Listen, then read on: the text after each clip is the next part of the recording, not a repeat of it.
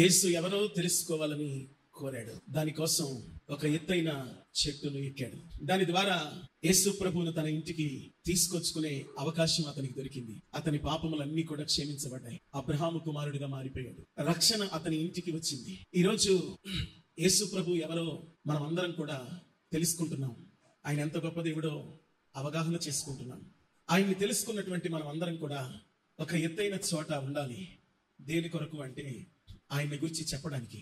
ఆయన ఎవరో తెలుసుకున్నటువంటి వ్యక్తి ఆయన రక్షణ చేత నింపబడ్డాడు. ఆయన ఆశీర్వాదానికి వారసుడయ్యాడు. ఆయన ఎవరో తెలుసుకునే ప్రయత్నం మనం అందరం చేసి ఆయన నామాన్ని మహిమపరిచేటువంటి, ఆయన నామాన్ని ప్రకటించేటువంటి బాధ్యతను మనం అందరం కూడా తీసుకోవాల్సినటువంటి వారమే ఉన్నాం. యేసు ప్రభు ఎవరో తెలుసుకుని ఆయన ఎంత గొప్ప దేవుడో వింటూ మన జీవితాల్లో మనం అలాగే ఉండిపోయే వాళ్ళం కాకుండా ఆయన ఎంత గొప్ప దేవుడో అర్థం చేసుకుంటూ మన అంతరంగాన్ని ఆయనకు సొంతం చేసుకుంటూ దినదినం ఆయన మహిమలో, ఆయన రూపంలో మనం అందరం కూడా మార్చబడవలసినటువంటి వారమే ఉన్నాం.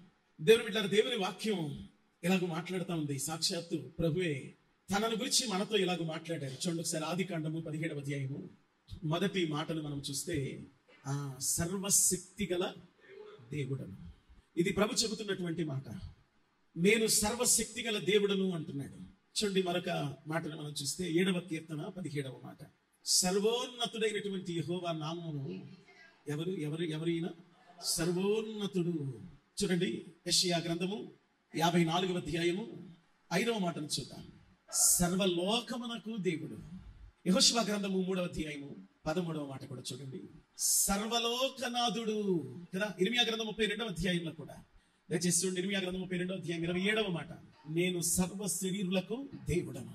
చూడండి ఈ మాట, నేను సర్వ శరీరులకు దేవుడను. శరీరం కలిగిన ప్రతి ఒక్కరికి నేను దేవుడను. చూడండి రోమాపత్రిక 9వ అధ్యాయము 5వ మాట కూడా చూడండి దయచేసి, సర్వాధికారి అయినటువంటి దేవుడు. ఆఖరి మాట చూడండి 7వ మాట, పేతురు రాసిన మొదటి పత్రిక 5వ అధ్యాయము 10వ మాట చూడండి దయచేసి. ఏ దేవుడు చెప్పండి? సర్వ కృపానిధి అయిన దేవుడు, సర్వశక్తి గలవాడు, సర్వోన్నతుడు, సర్వలోకనాథుడు, సర్వ శరీరులకు దేవుడు, సర్వలోకములకు దేవుడు, సర్వాధికారము కలిగిన దేవుడు, సర్వ కృపానిధి అయిన. అంటే ఒక మాటలో చెప్పాలంటే యోహాను సువార్త 1వ అధ్యాయంలో రాయబడి ఉన్నట్టుగా కలిగినది ఏది ఈయన లేకుండా కలగలేదు అనే మాట వాస్తవం. ఎందుకంటే ఈయన లేకుండా ఏమీ లేదు. ఒక ప్రాంతానికో, ఒక కులానికో, ఒక మతానికో, ఒక వర్గానికో, ఒక దేశానికో, ఒక ఖండానికో సరిపోయినటువంటి పరిమితమైనటువంటి దేవుడు కాడు ఈయన. ఆది నేనే అంతము నేనే అంటున్న దేవుడు, అల్ఫా ఒమేగా అని పేరు పొందిన దేవుడు, సర్వ యుగాలలో సజీవుడైన దేవుడు.